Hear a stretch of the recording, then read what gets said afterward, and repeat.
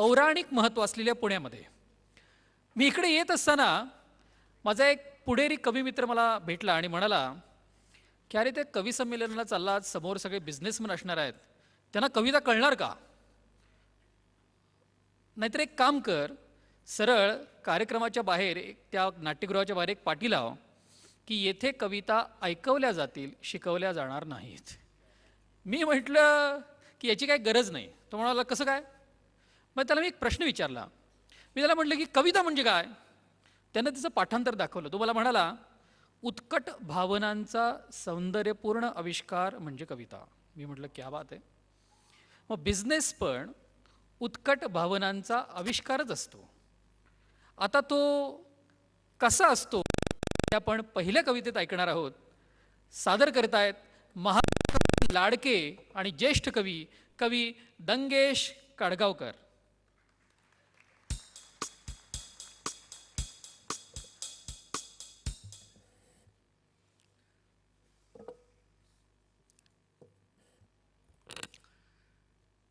कवितेचं नाव अर्थातच business. Business म्हणजे business असतो. कधी लई बेस तर कधी तोंडाला फेस असतो. बिझनेस म्हणजे बिझनेस असतो. कधी लई बेस तर कधी तोंडाला फेस असतो. काय म्हणालात? काय म्हणालात? या ओळी आपल्या वाटतात, स्वतःलाच मारलेल्या टपल्या वाटतात. आपल्या तर आपल्या आणि टपल्या तर टपल्या. तरीसुद्धा बिझनेस म्हणजे बिझनेस असतो. कधी लई बेस तर कधी तोंडाला फेस असतो. स्वतःचे पैसे टाकून बिझनेस करता येतो. स्वतःचे पैसे टाकून बिझनेस करता येतो आणि दुसऱ्याचे द्यायचे राखून बिझनेस करता येतो. केसानी पिकलात तरी बिझनेस करता येतो आणि जरा कमी शिकलात तरी बिझनेस करता येतो. तो कधी मोर तर कधी लेस असतो. बिझनेस म्हणजे बिझनेस असतो. आठवतं ना, डोक्यात जेव्हा बिझनेस किडा शिरला होता? आठवतं ना, डोक्यात जेव्हा बिझनेस किडा शिरला होता, घड्याळाचा काटा जणू गरकन फिरला होता. स्वतः काही करण्याची चढलेली एक नशा होती. स्वतः काही करण्याची चढलेली एक नशा होती आणि मिळेल मिळेल यश मिळेल अशी एक आशा होती. पावणे रावणे मित्रमंडळी यांनी होतं वेडा म्हटलं. पावणे रावणे मित्रमंडळी यांनी होतं वेडा म्हटलं आणि काहींनी तर भिकेचे डोहाळे असं हिणवून तेल ओतलं. म्हटलं तर म्हणू देत, हिणवलं तर हिणवू देत, तरीसुद्धा बिझनेस म्हणजे बिझनेस असतो. धंद्यात पडणं म्हणजे पैशानी बुडणं म्हणणारी माणसं भेटतात. धंद्यात पडणं म्हणजे पैशानी बुडणं म्हणणारी माणसं भेटतात. धंदा म्हणजे केवळ रिस्क मानणारी माणसं भेटतात. अहो, असाच एक जण चक्क मला म्हणाला की अरे, 30 वर्ष इमानानं सरकारी नोकरी मी केलीच ना, आणि उद्योग केल्याशिवायही गाडी, बंगला, बँक बॅलन्स सारं काही मी मिळवलंच ना. मी हसलो आणि त्याला वाटलं मला पटलं. तेव्हा मी इतकंच म्हटलं की बिझनेस म्हणजे बिझनेसच असतो. तुमचंही असंच झालं असेल ना? पहिली ऑर्डर मिळाली म्हणून नाचला असाल कधी? पहिली ऑर्डर मिळाली म्हणून नाचला असाल कधी आणि रिसेशनच्या लाटेतून वाचला असाल कधी? ग्रोथसाठी स्पर्धेशी केले असतील 2 हात, ग्रोथसाठी स्पर्धेशी केले असतील 2 हात आणि गव्हर्नमेंटच्या पॉलिसीने आणला असेल कधी वाद.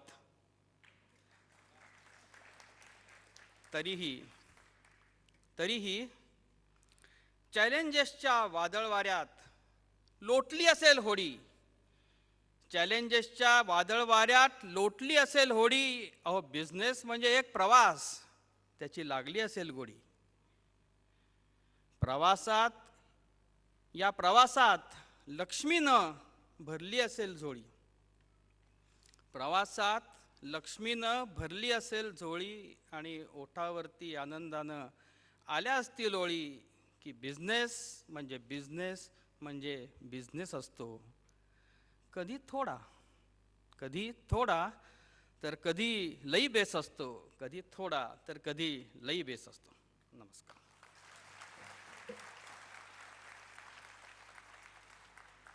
वा काडगावकर, क्या बात है. काय ओळी आहेत. पहिली ऑर्डर मिळाली म्हणून नाचला असाल कधी आणि रिसेशनच्या लाटेतून वाचला असाल कधी. वा. परवा मी नाशिकला गेलेलो होतो आणि तिथल्या एका कंपनीत जाण्याचा योग आला. त्या कंपनीत गेलो तर सगळीकडे अशा टायर ट्यूब्स बांधलेल्या होत्या. मी म्हटलं आता हे काय नवीन टायर ट्यूब्स का बांधल्यात. तर ते म्हणाले जरा मंदीचं वातावरण आहे ना, मग कंपनी बुडू नये म्हणून हे केलं आहे. तर असे काही अनुभव येत असतात. पुढच्या कवितेकडे जाऊया आपण. नवरा बायकोंची 99% भांडणं ही नवरा बायकोसाठी आणि घरासाठी वेळ देत नाही म्हणून सुरू होतात.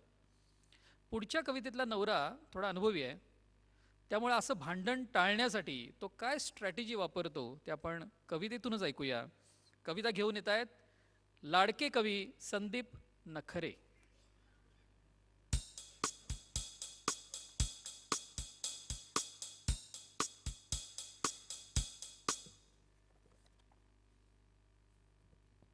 नमस्कार.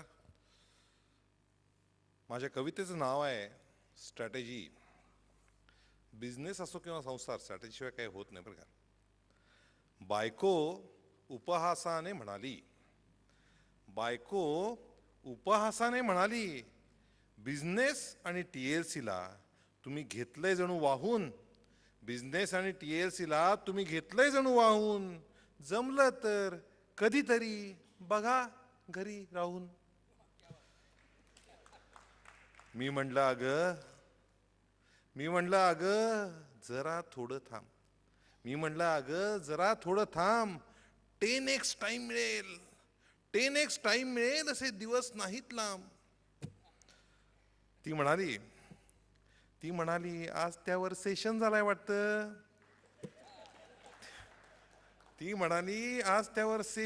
वाटतं. कारण सेशन नंतर तुमचं ध्यान तेच दळण कुटतं.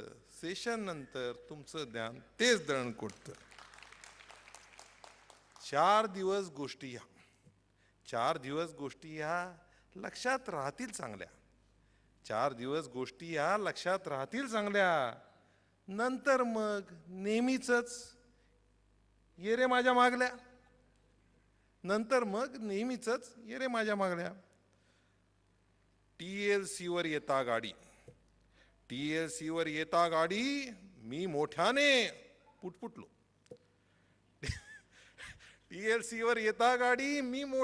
पुटपुटलो. म्हणालो घरी फार वेळ मी राहण्याचे सांगतो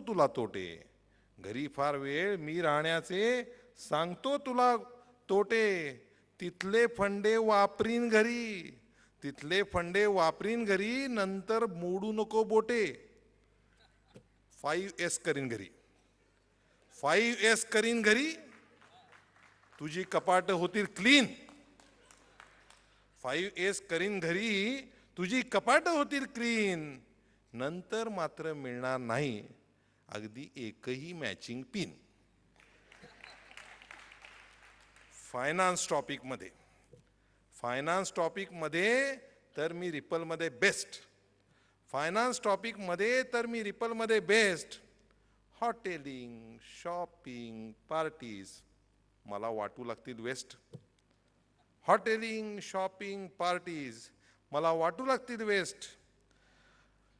मर्मावरती ठेवता बोट, मर्मावरती ठेवता बोट, तिनं पांढरं निशाण फडकवलं. मर्मावरती ठेवता बोट, तिनं पांढरं निशाण फडकवलं. तिच्याच जाळ्यात अलगद तिला होतं मी अडकवलं. तिच्या जाळ्यात अलगद तिला होतं मी अडकवलं.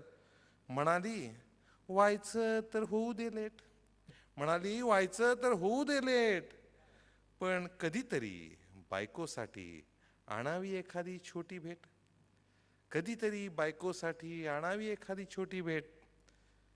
TLCचा फंडा असा मला पावला, TLCचा फंडा असा मला पावला.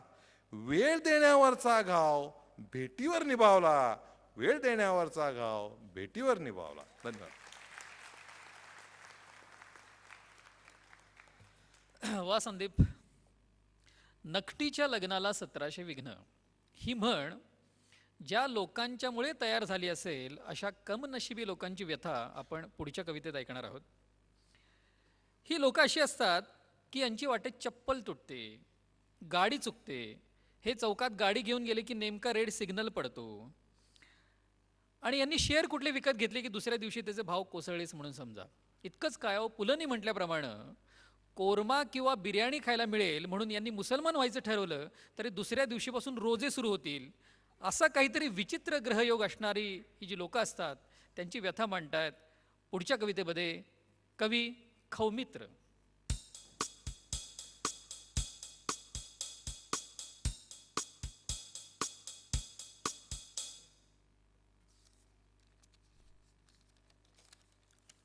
नमस्कार. माझ्या कवितेचं नाव आहे होतं का हो तुमचं पण असं. आधी एक घोट पाणी पितो मी, कारण तसंच काहीतरी झालंय.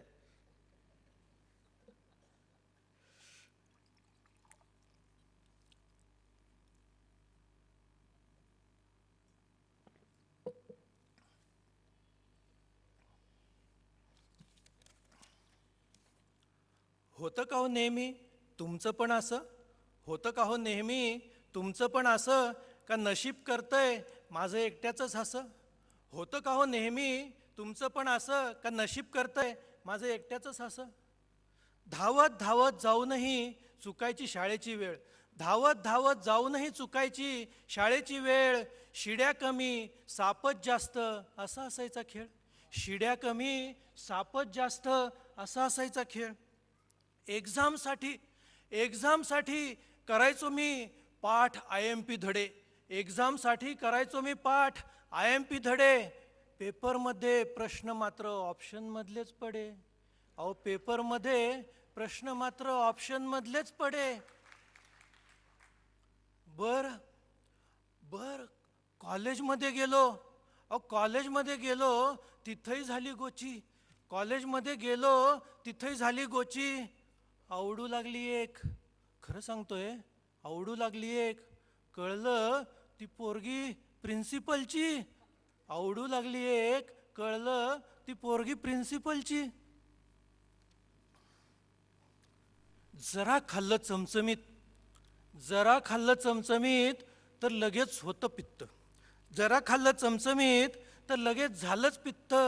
डॉक्टर म्हणतात पादऱ्याला पावट्याचं निमित्त, अहो डॉक्टरही म्हणतात पादऱ्याला पावट्याचं निमित्त. पंक्चर होतो माझा टायर, पंक्चर होतो माझा टायर, नुसता लागला जरी काट्याला. पंक्चर होतो माझा टायर, नुसता लागला जरी काट्याला. टोलवर मोठी रांग, टोलवर मोठी रांग नेमकी माझ्याच वाट्याला, अहो टोलवर मोठी रांग नेमकी माझ्याच वाट्याला. कळत नाही जप करू की वाचू कुठली पोथी, अहो कळत नाही जप करू की वाचू कुठली पोथी. नाही नको संपलं बंद नेमके माझ्याच असतात माथी, नाही नको संपलं बंद नेमके माझ्याच असतात माथी. माझी धडपड देवालाही कुठेतरी भावली, माझी धडपड देवालाही कुठेतरी भावली. आणि काय झालं बघा, प्रसन्न झाला देव, प्रसन्न झाला देव, म्हणाला काय हवं ते माग. प्रसन्न झाला देव, म्हणाला काय हवं ते माग. मी म्हटलं कमनशिबी हा माथ्यावरचा पुसून जाऊ दे डाग, कमनशिबी हा माथ्यावरचा पुसून जाऊ दे डाग.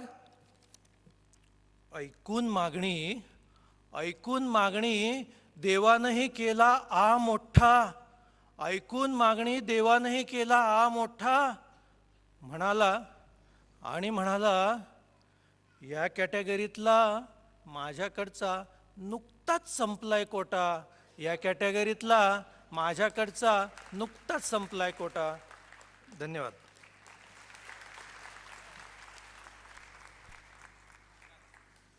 वा खाऊ मित्र. बरं, देवावरून आठवलं, पुण्यात भिकारदास मारुतीच्या इथं माझ्या एका मित्राची ट्रेडिंग कंपनी आहे. त्याला रिकव्हरीचा प्रॉब्लेम यायचा, म्हणून त्यानं पुणेरी सोल्युशन काढलं. तुम्हाला गेस करता आलंच असेल की पाटी लावली. पाटी अशी होती, गिराईक हा राजा असतो, गिराईक म्हणजे कविता नाही बरं काही, गिराईक हा राजा असतो आणि राजा कधीही उधार मागत नाही. तर अशा काही पाट्या पुण्यात आपल्याला बघायला मिळतात, ऐकायला मिळतात. तर या मगाशा कवितेबरोबरच आजचा आपला ऐका हो ऐकाचा एपिसोड आपण समाप्त करूया. पुन्हा भेटूया पुढच्या एपिसोडमध्ये नव्या कवितांसह. तोपर्यंत धन्यवाद.